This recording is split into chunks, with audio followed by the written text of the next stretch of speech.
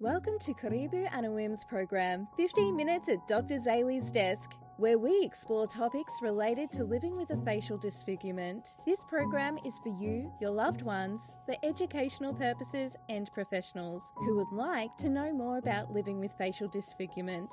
Our presenters have lived experience, research background, or work with people living with facial disfigurement. It's important to begin the conversation with terminology that society understands and is clear. We use the word disfigurement as it is the medical and legal terminology. We recognise you may identify with other words such as visible difference or with your own diagnosis. Let's see where the conversation goes. So pull up a seat, grab a cuppa, and let's chat around the table with Karibu Anawim's 15 Minutes at Dr. Zali's Desk. Good morning, guys, and welcome. Wherever you are around the world and wherever you're going to tune into, welcome, either like live or afterwards. Last week, or the month of April, January, February, March, April, May, this month, oh dear, we have been looking at parenting. And last week, we looked at parenting. You know, what do we do about other family members? You know, the brothers and the sisters and the cousins and the aunts and the uncles, etc., etc. And this week, we're going to recap on what was presented in February, March, and April through the lens of parenting. And I have already got one comment. Thank you very much. Liz says, good morning, and good morning to you too, Liz. Thank you very much for listening. And please comment. Oh, look at that. Where is she? I've got to do this myself. So I've got to take that off. And shall we begin?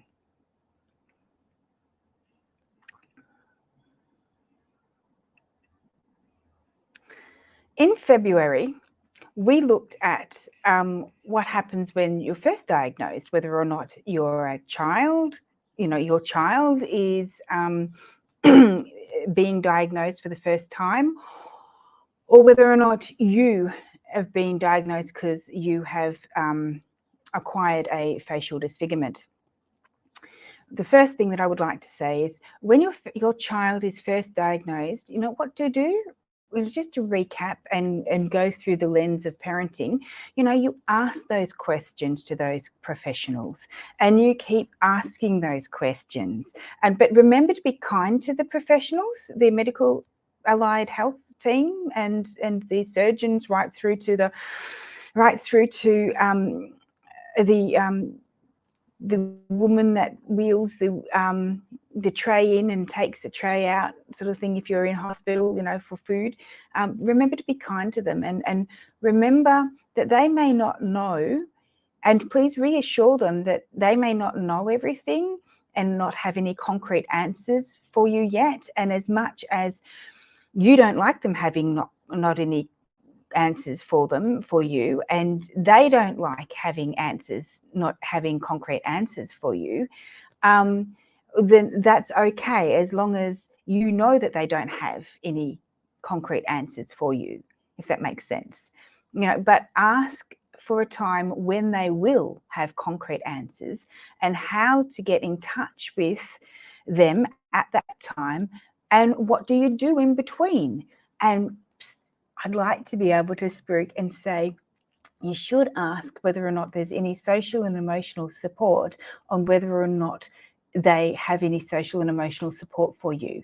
And if they don't, then you could actually tell them about us, just by the by, or whether or not they have got other people and other issues and other organisations that they can put you in contact with. Whether or not they're good or bad or whatever is totally different, but that's up to you. The next,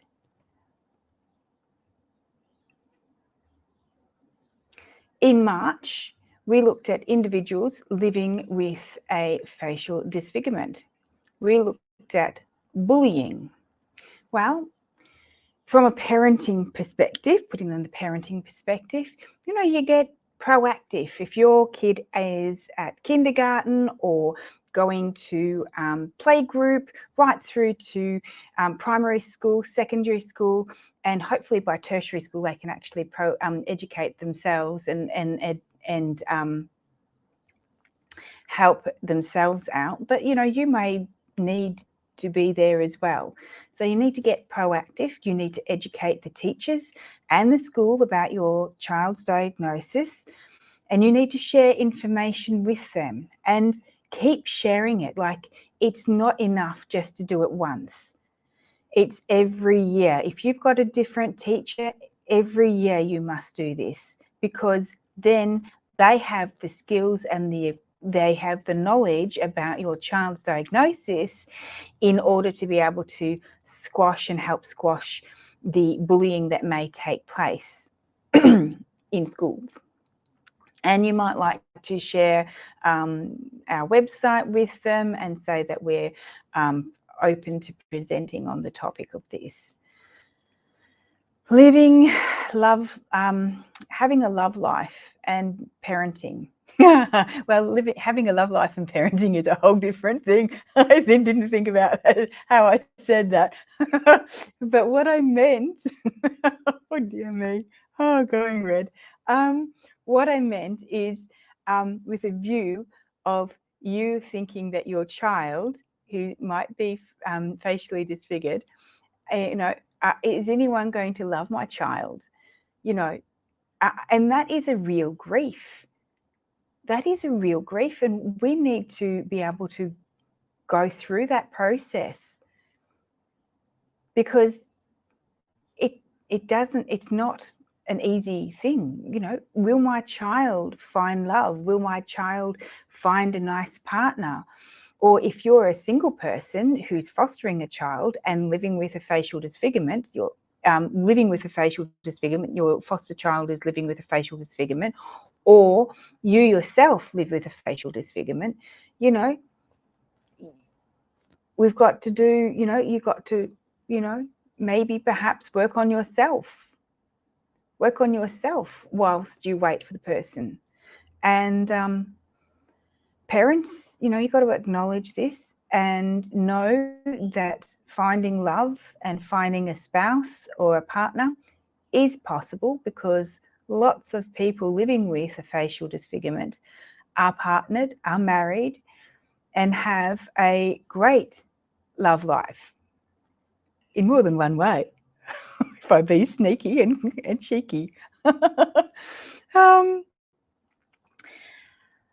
Individuals living with a facial disfigurement, and you as a parent, and wanting your child to, go into the workforce, etc., etc. Now, some facts are that we are 5 times less likely to get employed.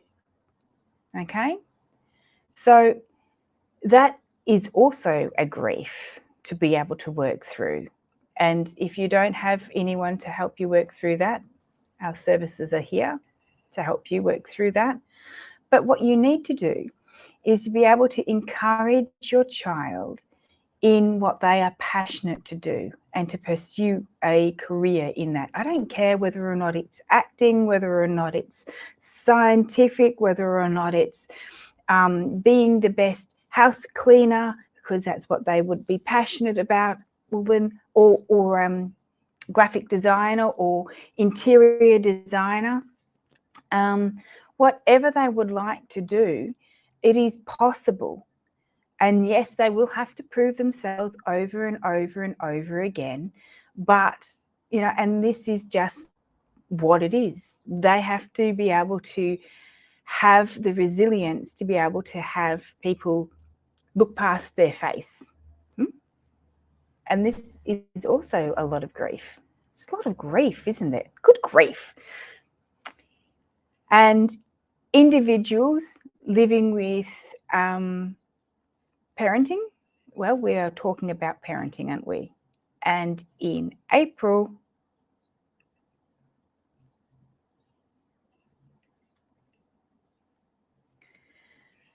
we looked at navigating relationships past, present, and future.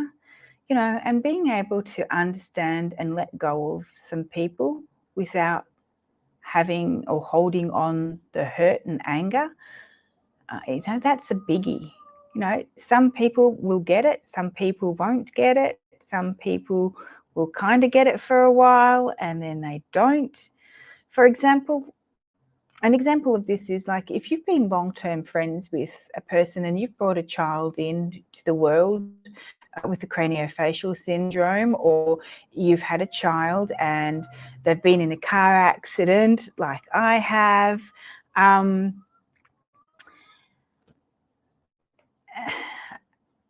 they can't for some reason understand or deal with your child's facial disfigurement, you may feel very well hurt, abandoned and angry and betrayed and, have to grieve again. And this is an okay process. It sucks. It's a sucky process, but it's okay. If they don't want to be in your life because they can't deal with something, then it's better not to have them in your life. Don't get bitter, get better. And in navigating family relationships, during the month of navigating relationships, we spoke about having specific and dedicated family times during the week. It might be just a 10-minute walk with a child.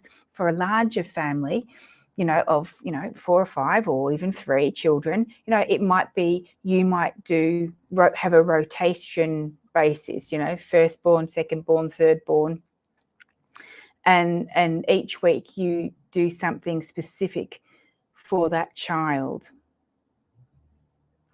And so therefore that builds up memories, and memories are a great way of instilling joy to each person in their families. Stop, please go away. Sorry, my child has just come in and this is not the right time for her to come in. I'm live, Roni.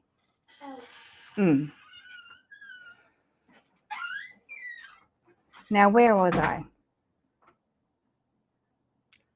Navigating expectations, our own selves. Remember that we are sometimes our worst critic. We're always analysing what could we have done, what should we have done, what we ought to have done.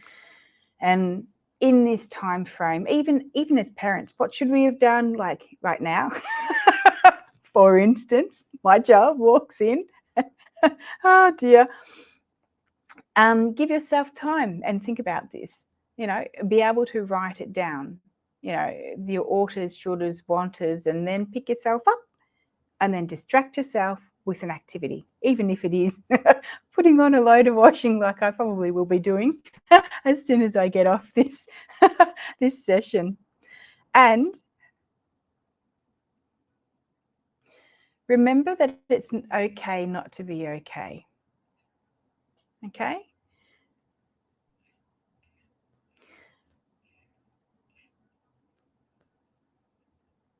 And to practice some self-care for you and your family, including my child today. See, in my head, it was, she ought to have known better. I was live. She could have, she could have looked at the time. See, I have then got to practice what I preach. Yep. So let's go into our restoring the pituitary gland, or the pituitary release that we've been practicing over this last week. I think I need it, don't you think? So we get our 3 fingers and we place our fingers like so, like your middle finger in the middle of your forehead, above your like in the middle of your eyebrows, and one each side of that. And then you go underneath and have a good look and find that notch, and then we breathe up, right? We breathe up, right? So I'm going to have to get that notch. I've got long fingernails and that's not very good for this. Okay, ready? And we breathe in through our nose and hold. Let's do it together.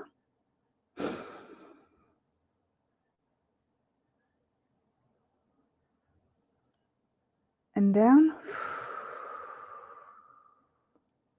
In through our nose and out through our nose, not through our mouths like I just did. Like,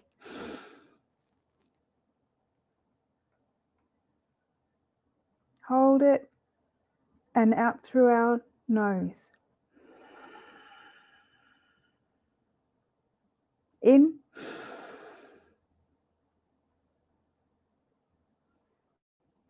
And out.